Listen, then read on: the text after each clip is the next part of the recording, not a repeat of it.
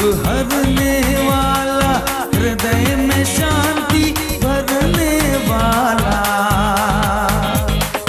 दीनों का दुख हरने वाला, हृदय में शांति भरने वाला।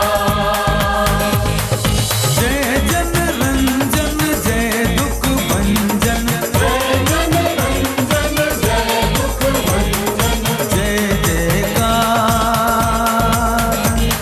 सिरजनहार, पालनहार पालनहार।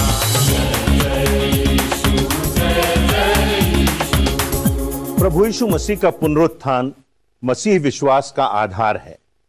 इसे इतिहास की प्रमुखतम घटना माना जाता है। प्रभु यीशु मसीह का पुनरुत्थान उन्हें इस संसार के हर विद्वान, हर गुरु, हर महापुरुष और हर ऐतिहासिक व्यक्ति से कहीं अधिक विशिष्ट बनाता है।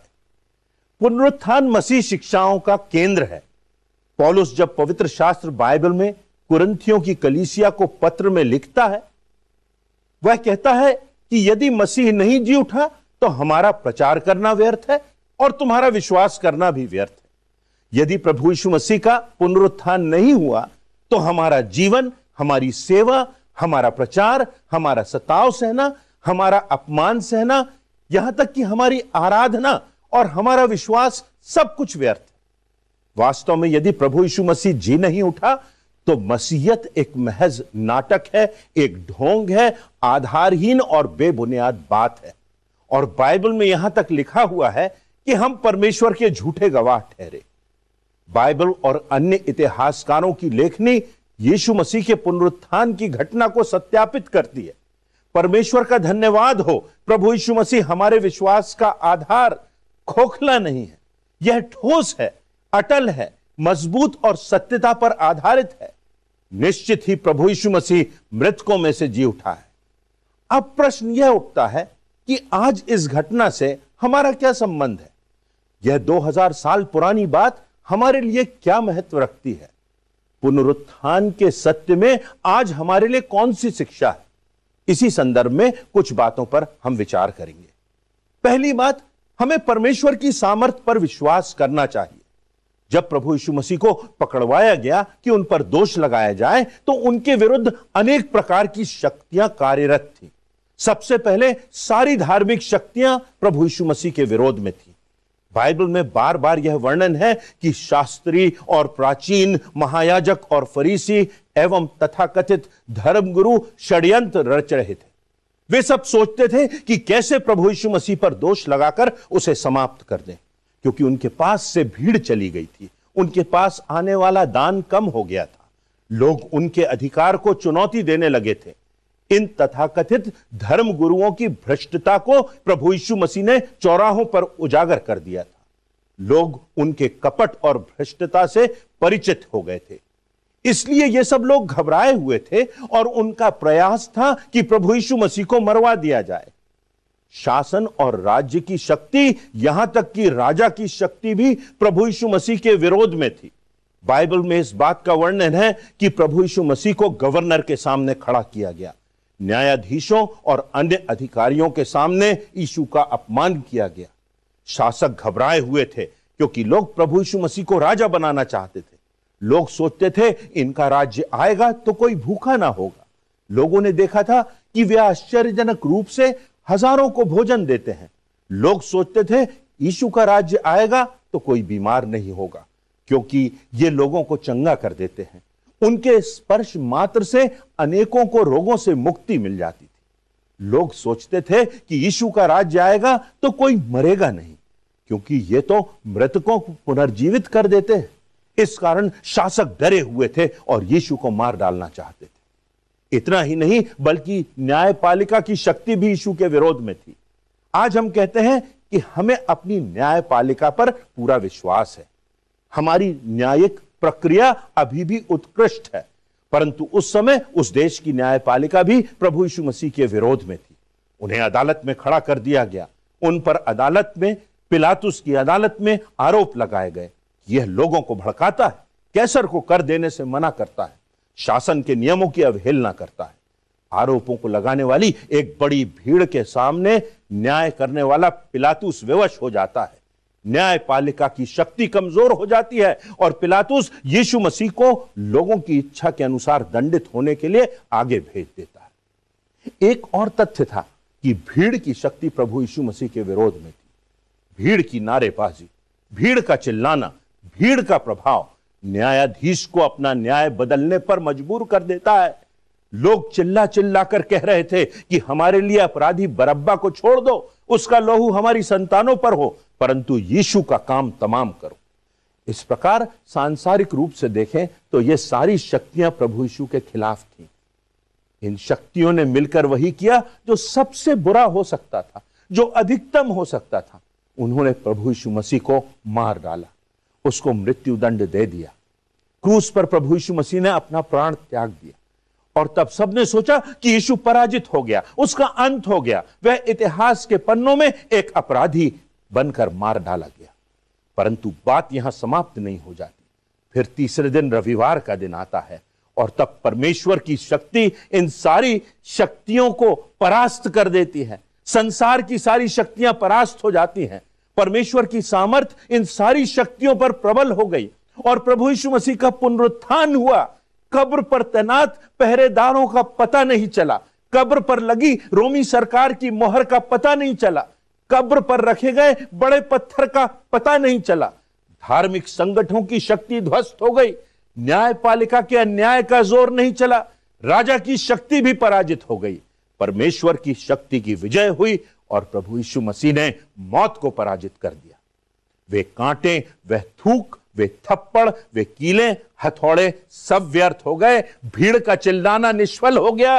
महायाजकों और धर्म गुरुओं का षड्यंत्र व्यर्थ हो गया। अपनों का विश्वासघात व्यर्थ हो गया। संगठनों की योजना विफल हो गई। यहां तक कि मृत्यु भी पराजित हो गई। प्रभु यीशु मसीह का पुनरुत्थान हुआ। परमेश्वर की शक्ति ने संसार की सारी शक्तियों को धराशायी कर दिया। इसलिए जब हम प्रभु यीशु मसीह के पुनरुत्थान पर विश्वास करते हैं तो हमारा विश्वास परमेश्वर की शक्ति पर, उसकी सामर्थ्य पर होना चाहिए। जब हम अपने जीवनों में निराश होते हैं तो परमेश्वर हमें आशा देता है। जब हमें पराजित होने का एहसास हो तो हम धैर्य रखें। परमेश्वर हमारा अटल विश्वास योग्य परमेश्वर है, क्योंकि दुनिया की कोई भी शक्ति परमेश्वर की शक्ति से बढ़कर नहीं हो सकती। जब परमेश्वर हमारे साथ है तो हमारी विजय स्थगित तो हो सकती है, लेकिन अंतिम विजय हमारी ही। एक और बात हमारे सामने आती है, यदि हम प्रभु यीशु मसीह के पुनरुत्थान पर विश्वास करते हैं तो हम में भय नहीं होना चाहिए। सचमुच वह जी उठा है। इन 5 शब्दों ने सारे संसार में क्रांति ला दी। इन 5 शब्दों ने लोगों के जीवनों को, उनके मूल्यों को झंझकोर के रख दिया। जहां भय था वहां निडरता आ गई, जहां खामोशी थी वहां निर्भीकता आ गई, जहां निराशा थी वहां आशा आ गई, जहां आंसू थे वहां मुस्कान आ गई। जो चेले डर के मारे बंद दरवाजों के पीछे छुपे हुए थे, पुनरुत्थान का अनुभव होने के बाद, जीवित प्रभु को देखने के बाद वे यरूशलेम के चौराहों पर निकल आए। वे परमेश्वर के वचन का प्रचार डंके की चोट पर करने लगे। पतरस, जो प्रभु यीशु मसीह का प्रिय शिष्य था, जिसने यीशु को पहचानने से इनकार कर दिया था, जब पतरस ने इस पुनरुत्थित प्रभु को देखा तो जिस यरूशलेम में यीशु का मुकदमा हुआ था, जिस स्थान पर रोमी सम्राट के सिपाहियों के बूटों की आवाज लोगों को आतंकित करती थी, उसी स्थान पर खड़ा होकर पतरस कहता है कि सचमुच प्रभु यीशु मसीह जीवित हो गए। जिसको तुमने मार डाला था उसे परमेश्वर की सामर्थ्य ने जिंदा कर दिया। बड़े साहस से पतरस हजारों लोगों के बीच प्रचार करता है। अब पतरस को किसी बात का डर नहीं, यहां तक कि मौत का भय नहीं, क्योंकि प्रभु ने मौत को भी पराजित कर दिया। और यीशु ने कहा, जो मुझ पर विश्वास करता है वह कभी ना मरेगा। मार्ग, सत्य और जीवन मैं ही हूं, पुनरुत्थान और जीवन मैं ही। पतरस के प्रचार के परिणाम स्वरूप कलीसिया की, चर्च की स्थापना हुई और 3000 लोगों ने यीशु को उसी दिन अपना मुक्तिदाता करके ग्रहण किया। परमेश्वर के वचन में 365 बार शब्द आया है, मत डरो। 365 बार। एक वर्ष में भी 365 दिन होते हैं। किसी टीकाकार ने कहा है कि ऐसा लगता है जैसे परमेश्वर का वचन अपने लोगों के लिए प्रतिदिन है, मत डरो, मत डरो, मत डरो। इसलिए हम सबके लिए परमेश्वर का संदेश है कि प्रभु यीशु मसीह हमारे लिए मारा गया, जी उठा, ताकि हम सब उस अनंत जीवन को, उस उद्धार को पाएं जो यीशु में हमारे लिए है। आज हो सकता है कि आप निराश हो, भयभीत हो, आपके जीवन में अनुत्तरित प्रश्न हो, सच्चे परमेश्वर की खोज हो, अपनों से निराशा हो, धार्मिकता और परंपराओं ने आपको निम्न और कलुषित ठहराया हो सकता है कि आज के बुरे हालात से, संसार की ताकतों से, विनाशकारी संगठनों से हम भयभीत हों अनिश्चित भविष्य को लेकर। प्रभु यीशु मसीह का पुनरुत्थान बताता है कि हमें किसी बात से भयभीत नहीं होना है, यहां तक कि उसने हमारे सबसे बड़े बैरी मृत्यु पर भी विजय प्राप्त की है, और इस कारण अंतिम विजय हमारी है, यह बात निश्चित है। हम में भय नहीं होना चाहिए, हर परिस्थिति में आशा होना चाहिए, हमारे प्रचार में निर्भीकता होना चाहिए, हमें मृत्यु के पार अनंत जीवन की निश्चित आशा होना चाहिए। जीवन की हर परिस्थिति को हमें यीशु मसीह के पुनरुत्थान के परिप्रेक्ष्य में देखना चाहिए। प्रभु यीशु मसीह ने अपनी मृत्यु के द्वारा, अपने बलिदान से समस्त मानव जाति के पापों की कीमत चुकाई, और फिर अपने पुनरुत्थान से हर एक जो उस पर विश्वास करता है उसके लिए अनंत जीवन का द्वार खोल दिया। यही ईस्टर का संदेश है, यही यीशु के पुनरुत्थान से हमारे लिए शिक्षा है, और यही मसीही विश्वास की आशा और निश्चितता भी है। आशा है आप इस संदेश को स्वीकार करेंगे और यीशु में नया जीवन प्राप्त कर आनंद, शांति और अनंत जीवन का अनुभव प्राप्त करेंगे। परमेश्वर सबों को आशीष दे। पुनरुत्थान पर आपको नया जीवन प्रदान करें। मृत्यु के बंधन भंजन हारा, अक्षय जीवन देवन हारा। मृत्यु के बंधन भंजन हारा, अक्षय जीवन देवन हारा। रोगिन शोकिन एक आधारा, रोगिन शोकिन एक आधारा। जय जयकार सिरजनहार, पालनहार, पालनहार।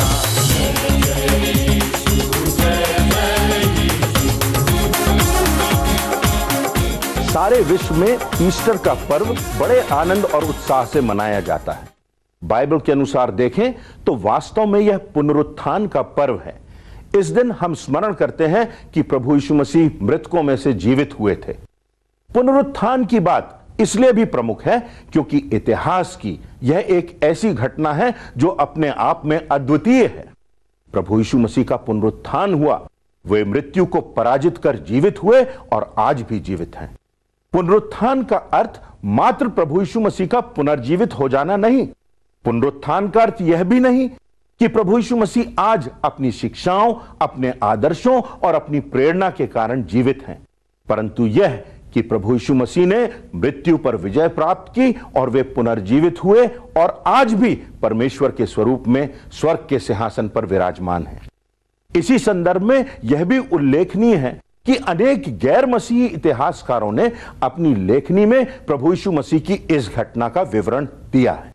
विश्वविख्यात इतिहासकार Josephus, Justin martyr, Pliny the younger एवं टैसिटस जैसे अनेक विद्वानों ने और यहां तक कि कई प्रत्यक्षदर्शियों ने भी प्रभु यीशु मसीह के पुनरुत्थान का उल्लेख पूरी सच्चाई और गंभीरता के साथ किया। अब प्रश्न उठता है कि 2000 वर्ष पुरानी इस घटना में आज हमारे लिए क्या संदेश है, वह हमारे जीवनों पर कैसे प्रभाव डालती है और उसका आज के संदर्भ में क्या महत्व है। आइए हम साथ मिलकर इन्हीं प्रश्नों के संदर्भ में विचार करें। पहली बात, प्रभु यीशु मसीह का पुनरुत्थान हमें संपूर्ण क्षमा प्राप्ति की निश्चितता दिलाता है। हम सब मनुष्य हैं, कमजोर हैं और कोई भी ईश्वर के मापदंडों में सिद्ध नहीं। बाइबल में इस बात का वर्णन है कि हम सब ने पाप किया है। हम भी इस बात को अच्छे से जानते हैं कि मानव होने के नाते हम कमजोर हैं, गलतियां करते हैं, असफल होते हैं और मन, वचन तथा कर्म से अक्सर वह करते हैं जो ईश्वर की दृष्टि में अनुचित है। यदि हम अपने अतीत को देखें तो हम पाते हैं कि हमने पाप किया है और अपने व्यवहार और अपने कार्यों के द्वारा दूसरों को चोट पहुंचाई है। यहां तक कि अपने प्रेम करने वालों को भी हमने कभी ना कभी आहत किया है। ये सारी बातें हमारे मन और मस्तिष्क में बनी रहकर हमारे संबंधों में तनाव और हमारे हृदयों में ग्लानि उत्पन्न करती हैं, और इसी बोझ के साथ हम अपना जीवन जीते रहते हैं। क्या संभव है कि लोगों में परिवर्तन हो? क्या संभव है कि अपराधी व्यक्ति धार्मिकता के पथ पर चल सके? क्या संभव है कि व्यक्ति के हृदय में आमूल परिवर्तन हो सके? इन प्रश्नों का उत्तर हमें प्रभु यीशु मसीह के पुनरुत्थान में मिलता है। बाइबल हमें बताती है कि परमेश्वर की सामर्थ आज भी उपलब्ध है। प्रभु यीशु मसीह इस संसार में सभी को बचाने आए, सभी को पापों से उद्धार देने आए, चाहे व्यक्ति किसी भी देश का हो, किसी भी जाति का हो, शिक्षित हो या अशिक्षित हो, चाहे कितने भी अपराध उसने किए हो। प्रभु यीशु मसीह ने हर एक व्यक्ति के अपराधों की कीमत चुकाने के लिए अपने प्राण दिए, ताकि हर एक को संपूर्ण क्षमा मिल सके। इसके लिए प्रभु यीशु मसीह ने अपने आप को बलिदान भी कर दिया। प्रभु यीशु मसीह कहते हैं कि यह मेरा रक्त है जो तुम्हारे पापों की क्षमा के लिए बहाया गया। आगे उन्होंने यह भी कहा कि जो कोई उस उद्धारकर्ता अर्थात प्रभु यीशु मसीह को स्वीकार करेगा, उसकी आत्मा का नाश नहीं होगा, परंतु वह अनंत जीवन और स्वर्ग के राज्य को प्राप्त करेगा। प्रभु यीशु मसीह के बलिदान एवं पुनरुत्थान के कारण हर एक व्यक्ति को यह क्षमा आज भी उपलब्ध है। यदि हम दूसरों को क्षमा कर सकें, यदि हम प्रभु यीशु मसीह से क्षमा की याचना कर सकें, यदि हम अपने गुनाहों को मान लें, यदि हम प्रभु यीशु मसीह का अनुगमन कर सकें, तो हमको संपूर्ण क्षमा प्राप्त होगी। हमारे जीवन में हमें वास्तविक शांति और आनंद की अनुभूति होगी। दूसरी बात, प्रभु यीशु मसीह का पुनरुत्थान हमारे हृदयों से मृत्यु के भय को दूर कर देता है। मृत्यु एक ऐसा सच है जिससे होकर हम सबों को गुजरना है। हम मृत्यु को टाल नहीं सकते, नकार नहीं सकते। हमने संसार में बहुत से ज्ञानियों को देखा है, बड़े बड़े विद्वानों को देखा है, अनेक संतों के प्रवचन सुने हैं, मंत्रों के जाप का भी स्वर सुना है, और बड़े बड़े वैज्ञानिकों को नए नए आविष्कार करते देखा है। अनेक हस्तियों को राजनीति में विजय रथ पर आते हुए देखा है। ऐसे चिकित्सक जिन्होंने एड्स और कैंसर जैसे रोगों को चुनौती दे रखी है, उनके दावों को सुना है, परंतु मृत्यु पर विजयी होते किसी को कभी नहीं देखा। कोई भी हस्ती या शक्ति हमें मृत्यु से नहीं बचा सकती। हमारे हृदय में कभी ना कभी, कहीं ना कहीं मृत्यु के प्रति भय उत्पन्न होता है। समय आसमय हमें अपने प्रियों की मृत्यु का सामना करना पड़ता है, और कितनी बार मृत्यु की पीड़ा हमारे हृदयों और मनों पर गहरा प्रभाव छोड़ जाती है। इस मृत्यु की पीड़ा, व्यथा और भय से हमें प्रभु यीशु मसीह का पुनरुत्थान मुक्त कर सकता है। प्रभु यीशु मसीह ने मृत्यु को परास्त किया और दुनिया के हर एक व्यक्ति के लिए उद्धार का द्वार खोला, और इसी द्वार से होकर हमारी आत्मा को अनंत जीवन प्राप्त होता है। हमें मृत्यु के बाद एक बेहतर जीवन की निश्चितता, एक ऐसे संसार की निश्चितता है जहां ना धूप, ना पीड़ा, ना दुख, ना आंसू, ना तपन, ना रोग, ना अकाल और ना मृत्यु है, किंतु एक ऐसा स्थान जिसे परमेश्वर ने अपने हाथों से हमारे लिए तैयार किया है। प्रभु यीशु मसीह ने अपने पुनरुत्थान के संदर्भ में कहा, यदि जो कोई मुझ पर विश्वास करे और मर भी जाए तो भी जीवित रहेगा। प्रभु यीशु मसीह ने मृत्यु को चुनौती देते हुए कहा, हे मृत्यु, तेरी जय कहां? अब तेरा जहर कहां? आत्मा को नाश करने की तेरी क्षमता कहां? प्रभु यीशु मसीह के पुनरुत्थान के पहले उनके शिष्य तितर बितर हो गए थे, भयभीत हो गए थे, छुप गए थे, यहां तक कि उन्होंने प्रभु यीशु मसीह का इनकार कर दिया था। परंतु अब पुनरुत्थान के बाद ये शिष्य निडरता से भीड़ के सामने खड़े हैं, चौराहों पर निकल आए हैं और हजारों की भीड़ में अपनी जिंदगी को दांव पर लगाकर प्रभु यीशु मसीह के पुनरुत्थान की गवाही दे रहे हैं।